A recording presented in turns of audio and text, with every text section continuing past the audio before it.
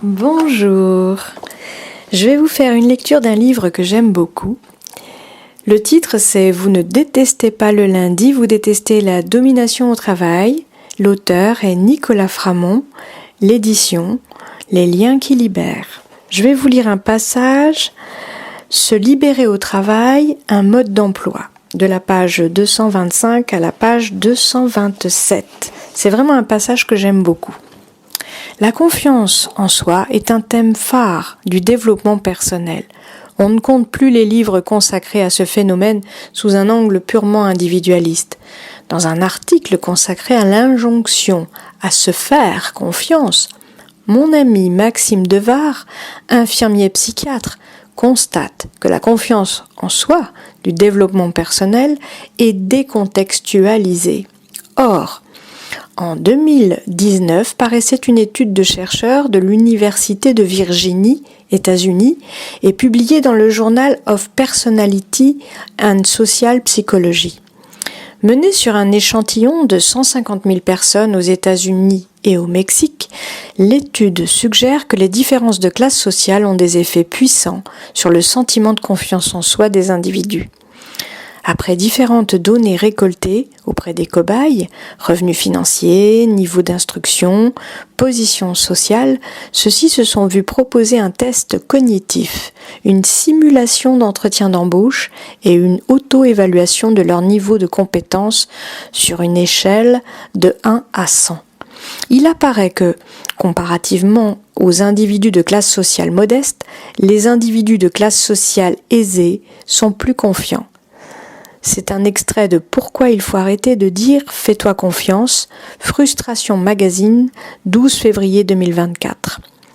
Les dominants, eux, ont une grande confiance en eux. C'est d'ailleurs essentiellement cette compétence que délivrent les grandes écoles et les écoles de commerce.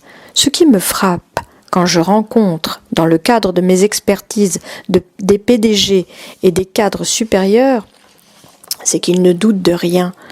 Ils parviennent à décrire avec aplomb des situations qu'ils ne connaissent pas, n'ont aucune honte à parler à leur place de leurs subordonnés, .es, en faisant pourtant des erreurs monumentales. Pendant ce temps, la culture de la violence au travail détruit le peu de confiance en soi qu'ont les salariés, .es.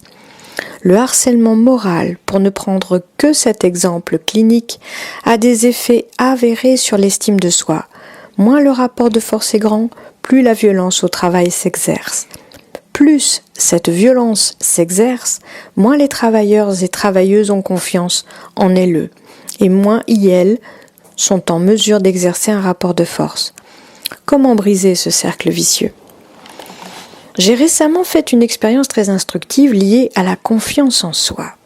Après 8 ans d'arrêt de cette pratique, j'ai repris la boxe dans un club assez réputé de ma ville. Mes premières séances ont été très difficiles. Non seulement j'ai ressenti un grand épuisement lié à cette pratique sportive très intensive, mais en plus, je vivais très mal mon statut de débutant.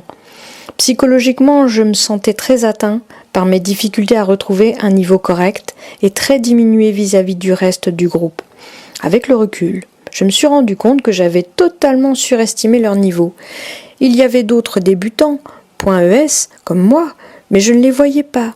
Trop obsédé par l'idée de ma propre insuffisance. Pire, à l'issue d'une séance particulièrement éprouvante, où j'avais travaillé une série d'exercices avec un binôme plus expérimenté, et de toute évidence, lassé de mes maladresses à répétition, j'ai eu une remontée de souvenirs traumatiques. Comme beaucoup de gens, j'ai très mal vécu mes cours d'EPS durant ma scolarité, où j'ai subi pendant plusieurs années de remarques homophobes. Les remarques homophobes. Une problématique racontée et analysée dans l'article « Dans l'enfer des cours de PS » disponible en accès libre sur le site de Frustration Magazine. Le fait de me retrouver confrontée à l'échec et à la honte ranimait ces souvenirs et me menait au découragement. Le cercle vicieux de la perte de confiance se déroule ainsi, également au travail. Le souvenir des échecs, des trahisons, des espoirs déçus vient nourrir la perception du réel parfois de façon excessive. On peut parler de dépression collective lorsque le climat devient à ce point envahi de réflexions pessimistes sur les capacités d'un collectif à agir et gagner. C'est cette dépression collective que je ressens durant les formations ou lorsque je discute avec les salariés .ES en souffrance. Mais revenons à mes gants de boxe. Un peu démoralisé par cette séance, j'ai discuté avec plusieurs amis .ES de mes doutes, de mon état. Certains .ES m'ont dit de renoncer. La vie était suffisamment dure pour s'infliger des loisirs éprouvants. D'autres m'ont conseillé de tenir, d'y croire. J'ai donc décidé de faire une ultime tentative avant de déclarer forfait. Le lundi suivant, il a suffi de quelques changements contextuels pour renverser complètement la donne. Plusieurs coéquipiers .ES m'ont salué chaleureusement. J'ai fait mes exercices avec un binôme qui souriait et me gratifiait de discret « bien » quand nous nous entraînions. Il n'a pas fallu grand-chose pour briser le cercle vicieux. J'ai repris confiance, j'ai retrouvé le plaisir et j'ai transformé les difficultés en agréables défis. Ces petites choses qui ont tout changé provenaient de mon entourage et c'est ici que se trouve la clé de la confiance en soi. Toujours selon Maxime Devar, la confiance en soi est sociale. C'est par une expérience éprouvée dans mon cercle amical que je me découvre drôle ou pertinent dans certains domaines. C'est à travers le regard d'autrui, famille, collègues, amis que je densifie mes propres potentialités. La ressource est relationnelle. En contrepoint de la confiance individuelle prônée par le développement personnel se trouve une confiance de classe.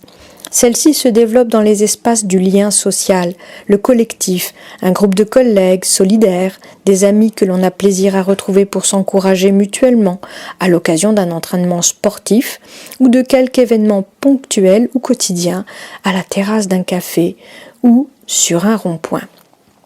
Pourquoi il faut arrêter de dire « fais-toi confiance », c'est un extrait. Face à la violence au travail qui sape notre confiance et crée des traumatismes susceptibles de nourrir le cercle vicieux de la déception de soi, comme individu ou comme collectif, il faut travailler à des mécanismes de création et d'entretien d'une confiance de classe. Cela passe par un changement de discours qui insiste sur ce qui fonctionne, sur nos petites victoires, nos qualités, nos compétences. Cela implique donc que le collectif ou l'organisation dans laquelle nous luttons et nous nous entraidons soit un soutien psychologique pour ses membres qui les valorisent et les reconnaissent.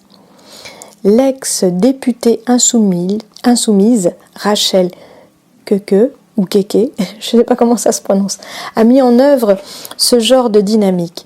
Plusieurs années avant son élection, elle a mené la grève victorieuse de femmes de chambre d'un hôtel Ibis en Île-de-France. Comme nous le disions plus haut, il s'agissait de femmes immigrées, maltraitées, extrêmement mal payées et qui sont parvenues, grâce à son impulsion, à tenir durant des mois pour obtenir gain de cause. Sur le piquet de grève, c'est-à-dire le lieu devant l'hôtel où les grévistes se tenaient pour visibiliser leur combat. Le chant et la danse ont eu une grande importance. Ils fournissaient ce cadre accueillant dans lequel les grévistes se sentaient bien, fiers et reconnus. Ce genre de cadre n'est que rarement mis en place dans les organisations classiques. Au contraire, parfois la lutte des places que la bureaucratisation engendre produit l'effet inverse. La seule valorisation qui y subsiste est de la flatterie, destinée à s'attirer les bonnes grâces d'éventuels alliés .ES. L'attention sincère y est bien trop rare, alors qu'elle est un ingrédient essentiel à la réussite de tout projet collectif. Le pessimisme est aussi l'allié des bureaucraties, car il assure une certaine stabilité, et les bureaucraties adorent la stabilité.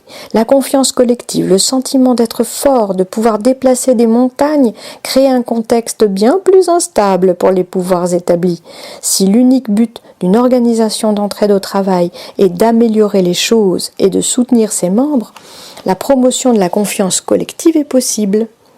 À l'échelle d'un pays ou à celle du monde, c'est une confiance de classe qu'il faut parvenir à restaurer. Et je m'arrête là, mais j'adore ce passage, c'est pour cela que j'ai eu envie de le partager avec vous.